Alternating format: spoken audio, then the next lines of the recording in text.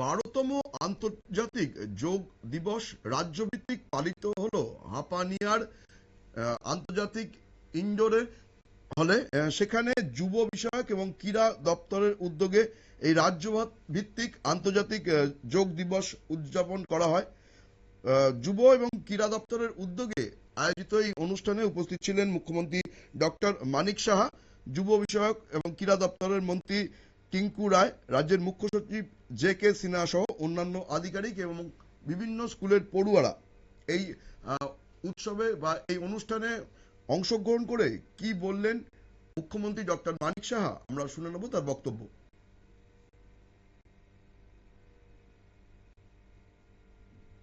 রাহুল ঠিক আছে। কারণে আজকে সারা পৃথিবীর মধ্যে আজকের দিনটি যে বিষয়গুলো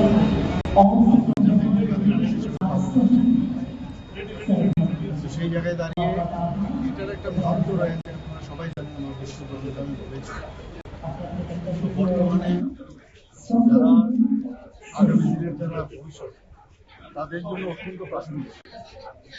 কারণ ওনারা যদি এই বিষয়টা বোধগম্য করতে পারে, তাহলে আমাদের ভারতবর্ষের প্রতিটা রাজ্যের সমস্ত যুব সমাজ, যেখানে আমরা গর্ব করি, প্রধানমন্ত্রী সবসময় গর্ব করেন যে আমাদের কাছে হিউম্যান রিসোর্স রয়েছে।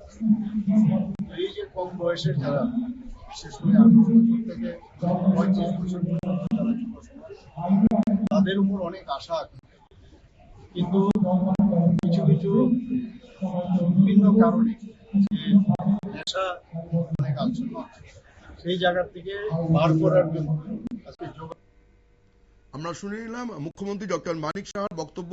তিনি জানান যে আজ গোটা বিশ্ব যোগের মহিমা সম্বন্ধে সচেতন এবং কম বয়সী যারা 18 থেকে 35 বছর এই বয়সী যারা রয়েছে তাদের বিভিন্ন রকমের মানসিক সমস্যা হচ্ছে আজকের দিনে দাঁড়িয়ে। সেখানে কিন্তু যোগাভ্যাস তার জীবনটাকে পুরোপুরি বদলে দিতে পারে এবং সেই জন্যই কিন্তু গোটা রাজ্য জুড়েই এই অনুষ্ঠানের আয়োজন করা হয়েছিল এবং রাজ্যভিত্তিক অনুষ্ঠানটি হলো হাপানিয়ার আন্তর্জাতিক মেলা প্রাঙ্গণের ইনডোর হলে।